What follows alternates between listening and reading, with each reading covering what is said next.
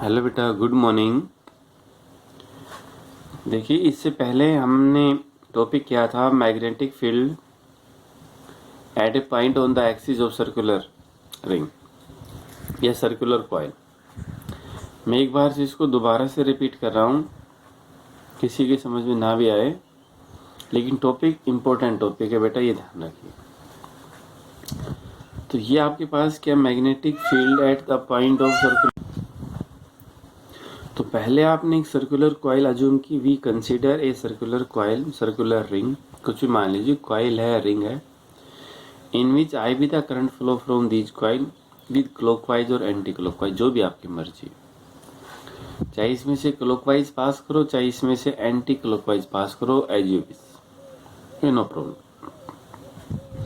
तो अब यहाँ से बेटा करंट पास किया गया आपके पास आई, जैसे आपने इस कॉइल में से, तो हमने इस कॉइल के ऊपर एट द एक्सियल पॉइंट के ऊपर magnetic field induction, magnetic field निकालना है। मैग्नेटिक फील्ड इंडक्शन भी वही होता है और मैग्नेटिक फील्ड भी वही होता है, ठीक है बेटा, दोनों में।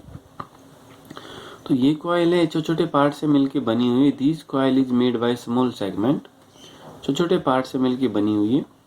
प्रत्येक पार्ट की लेंथ है dl, इस पार्ट की लेंथ है dl, और मैग्नेटिक फील्ड भी कितनी आ जाएगी, स्मॉल। तो एक स्मॉल सेगमेंट है, मैग्नेटिक फील्ड भी यहाँ पर कितनी मान ली बेटा, स्मॉल सेगमेंट, वो dB। This ring is made by small segment, we consist a segment, हमने एक सेगमेंट को मान लिया, वो सेगमेंट हमने क्या माना बेटा, C माना। ये कंसिस्ट ए सेगमेंट C, जिसकी लेंथ कितनी है, D है। अब इस पॉइंट के ऊपर अगर हम बॉयड सेवटला यूज करेंगे, तो बॉयड सेवटला क्या कहता है बेटा, एक स्मॉल करंट एलिमेंट के ऊपर काम करता है। जो बॉयड सेवटला है वो एक स्मॉल करंट एलिमेंट के ऊपर काम करता है, यानी एक स्मॉल लेंथ के ऊपर काम करता है। इसलिए यहाँ पर एक स्मॉल लेंथ है, वो आपने कंसिडर की। ये पॉइंट है, एक्सियल के ऊपर है, जो P पॉइंट है। तो अगर इस C पॉइंट के ऊपर आप अप्लाई बॉयड सेवटला करोगे तो dB is equal to mu naught upon 4 pi constant है। I d l sine theta upon r square होता है, दोनों पॉइंटों के बीच की जो सेपरेशन, वो होगा CP का होल स्क्वायर।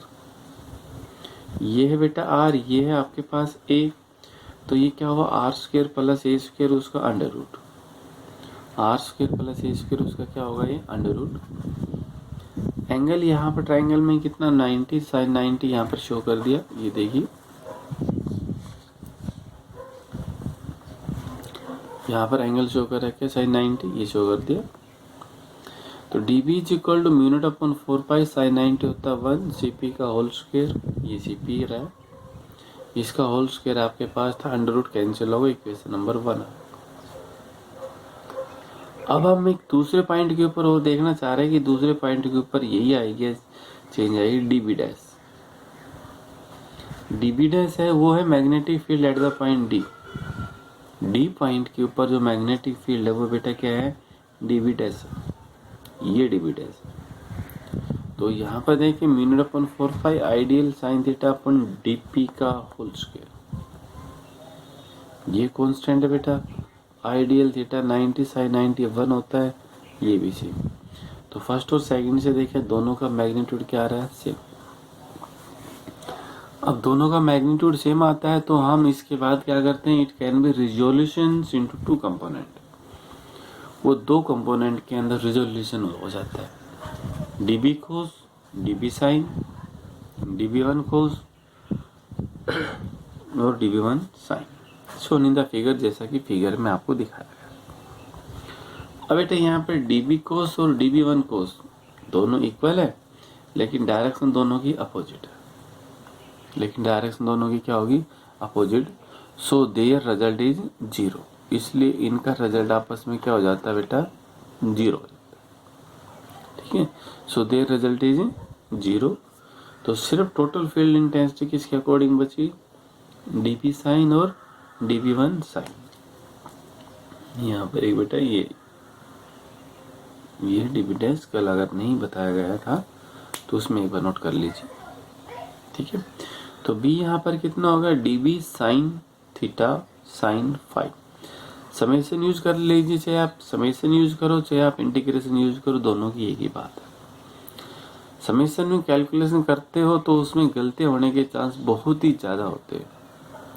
इंटीग्रेशन में इनिशियल लिमिट और फाइनल लिमिट रखोगे तो आपको आसानी रहेगी कैलकुलेशन करने। तो बेटा यहाँ पर dB का मान लिखा, साइन जो थीटा है उसकी वैल्यू यहाँ लिखी, कांस्टेंट था बाहर किया गया अगले स्टेप में, और dl का इंटीग्रेशन किया गया। वो देखिए, तो ये होगा dB बेटा म्यू नॉट अपन 4 पाई आई dl समथिंग था, जो भी था सबका इंटीग्रेशन कर दिया, सब बाहर आ गया, dl बच। dl कितना है, 2 पाई r होता है सर्कमफ्रेंस ऑफ दिस वायर, वो कितना होगा बेटा 2 पाई r। लेकिन यहाँ पर क्या है, वो है, तो यहाँ पर बेटा 2 पाई r की वजह आपने रेडियस मान रखी a, तो कितना होगा 2 पाई a। For n turns, n के लिए आपने e, तो ये आपके पास आ गई मैग्नेटिक फील्ड। अब अगर आप इसका स्पेशल केस देखना चाह रहे हो कि पॉइंट है, कोई भी पॉइंट है, वो उसकी सेंटर के ऊपर बिलोंग कर रहा है, तो सेंटर के ऊपर बिलोंग कर रहा है तो आर का मान कितना होगा बेटा 0। तो आर का मान कितना होगा वहां पर 0। देखिए इसके स्पेशल केस देखते हैं। आज आप जो स्पेशल केस है बेटा इसके,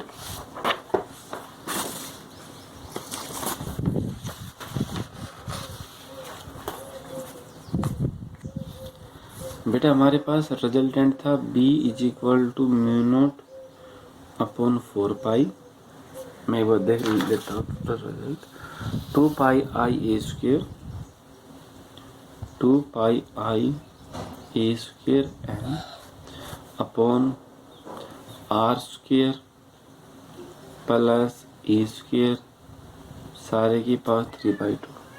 ठीक है बेटा, ये था।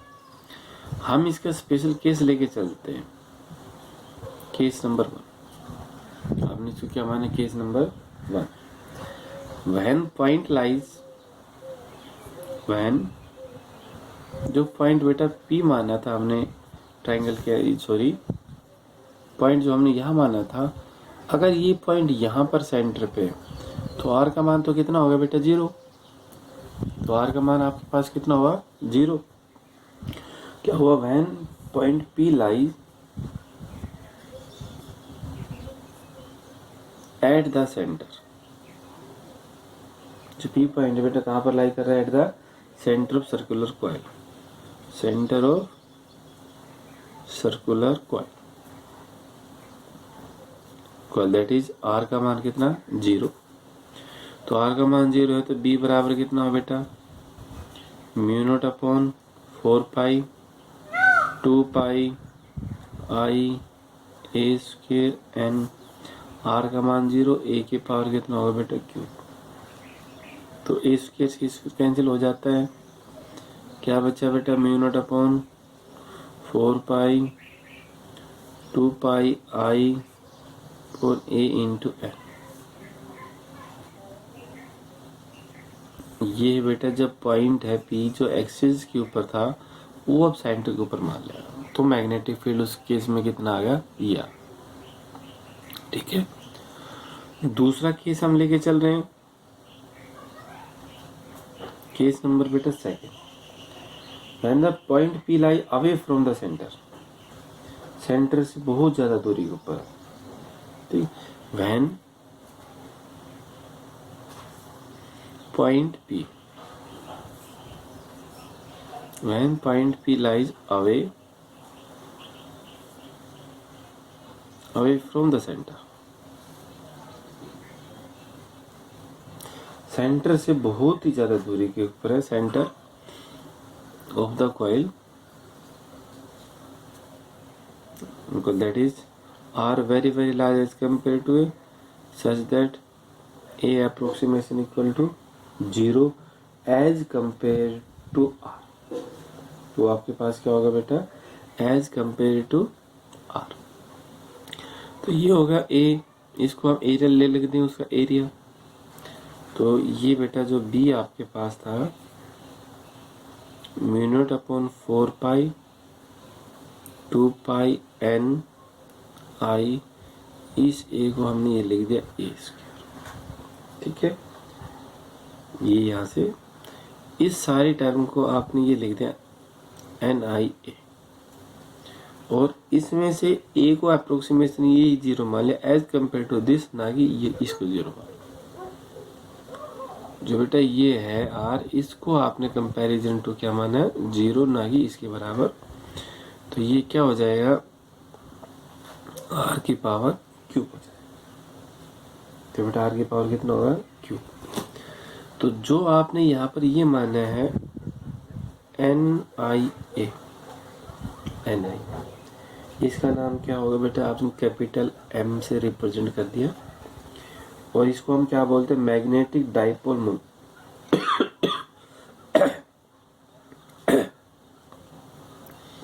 इसका नाम होगा बेटा मैग्नेटिक डाइपोल मोमेंट। इसे हम क्या बोलते हैं बेटा magnetic dipole moment of circular coil. Circular coil, जो सर्कुलर कॉइल है, सर्कुलर लूप है, उसका मैग्नेटिक मोमेंटम ये। अगर हम इसको डिफाइन कर रहे हैं तो इसको डिफाइन कैसे कर, मैग्नेटिक मोमेंटम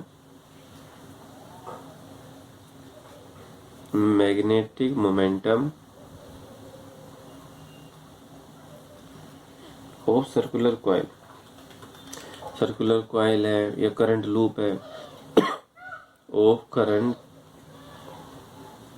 लूप, जो भी करंट लूप है, इज इक्वल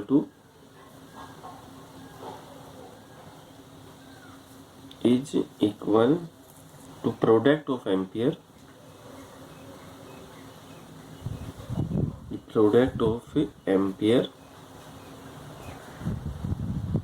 ये प्रोडक्ट ऑफ एम्पियर करंट है जो आपके पास, बट प्रोडक्ट ऑफ एम्पियर जितना भी करंट है,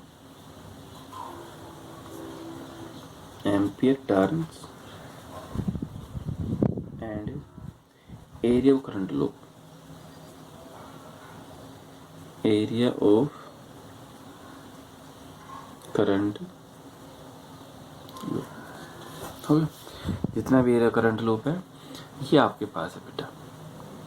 तो यहाँ से ये आपके पास क्या हो गया कि मैग्नेटिक मोमेंटम भी डिफाइन होगा। अगर हम ऐसा यूनिट देखते हैं, ऐसा यूनिट ऑफ मैग्नेटिक मोमेंटम,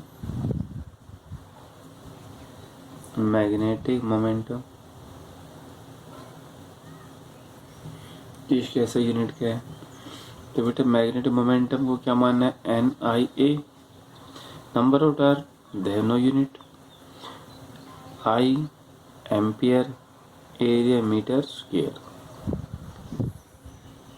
आपके पास ये यूनिट होगी। यूनिट किसकी होगी बेटा मैग्नेटिक मोमेंट।